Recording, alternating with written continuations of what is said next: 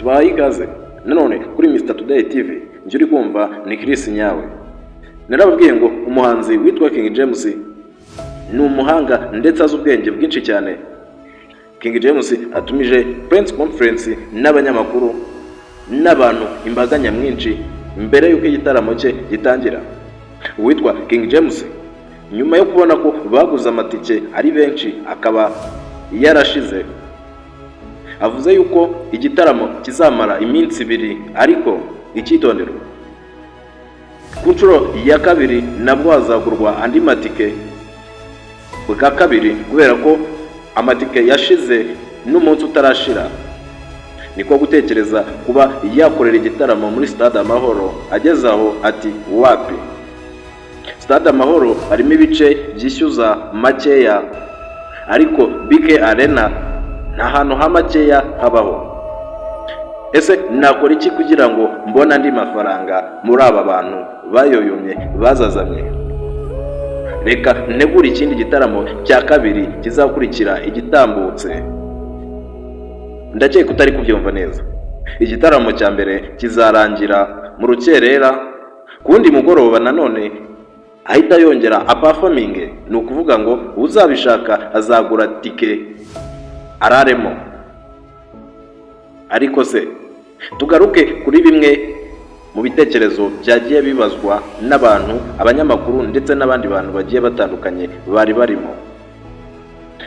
Uwitwa Murindahabi Irene yabajijwe witwa King James ati, King James derukana 2020 nkubaza ibyo muri BK Arena ko wowe udakoreramo igitaramo. Wambwiye yuko ari vuba cyane, none tugeze 2026, ibyo nibyo wise vuba?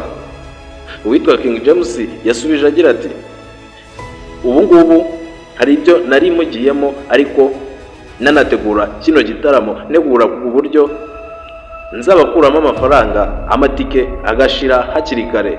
Ukuvuga ngo amatike yo muri BK Arena abahenze ariko yashize n'umunsi utarangiye. None nibwo fashe undi mwanzuro wo gutegura ikindi gitaramo ku bukeye bwawo. Uyu King James yongeye abazwa ikibazo na Murindahabi Irene ati, naho se ibiri kuvugwa ko waba ugiye kurongora, waba ugiye gukora ubukwe, ibyo bimeze bite? Iki nacyo King James yagisubije vuba agira ati, muhumure, ntabwo nshaka kuva mu busore bwanjye, ndacyari ingaragu. Icyo ni ikinyoma cyambaye ubusa. Ndatekereza ati, uyu nawe ubanza ashyigikiye Rocky Kirabiranya uvuga ko nta gikwe. Haje kumanika undi mu mwana w'umuhanzi witwa King V. We yisabiraga ko yazabwa performance muri BK Arena n'umuhanzi King James. Urumva yishakiraga amaronko. King James mu bwenge bwinshi ati, ibyo ngibyo staff technique izabyigaho nta kizananirana. King James yakomeje abazwa ibibazo byinshi n'abantu bagiye batandukanye harimo bababu, ariko abenshi bahuriraga mu cyo kuba yarongora akava mu busore. Benshi bagiye bamubabwira ati, King James urashaje kandi ufite amafaranga, gira wubaka umuryango. Ariko umuhungu ibyo ntabikozwa.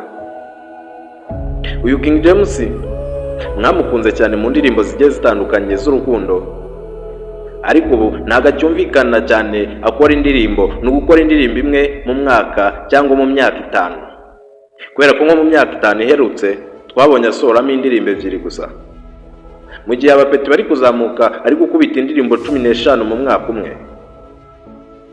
King James abenshi mu bamuzi bavuga yuko yashinze izindi business ku ruhande zimuhereza amafaranga. Si ibyo gusa, King James ngo ari guteganya no kuba yashinga icyitwa label cyangwa icyitwa label staff y'abahanzi. Uyu muhanzi mwakunze cyane mu ndirimbo nka Zagatimatima n'utundi turirimbo twunze ubumwe twuje ubwenge, tumwe twagendaga dutura abakobwa kera, nawe urimo uri kunyumva. Yongeye kuba yatangaza ko agiye kwinjira mu muziki nyarwanda, by'umwihariko mu ndirimbo mwamenyereye. Nitwasoza tutavuze ko ibi bitaramo bizaba birimo abanzi bagiye batandukanye, ariko by'umwihariko uwitwa Bruce Melody wanamufashije gutegura kino gitaramo cyo kwizihiza imyaka 20 ari mu muziki nyarwanda. Ntiwibagirwe ko na The Ben azaba kirimo. Iki ni igitaramo kizaba ari show imwe itabaho y'akataraboneka, izaba ari show y'umuyaga. Ni show bavuga ko BK Arena noneho izahungabana. Reka nkubwire ngo ayo makuru yo kuba azakora igitaramo ku bundi bukeye bwawo nagucike. Niba wari warabuze uburyo ki wajya muri kiriya gitaramo waragiye kugura itike bikanga, King James yaguhaye andi mahirwe. Gura tike nonaha nawe yaba yakinyerereho, arayakeneye cyane. Reka mbashimire. Ibiganiro nk'ibi n'inkuru zunze ubwenge, siporo, breaking news nakagaruka. Ura subscribe nge wumvaga kuri mikoro ni Chris Nyawe.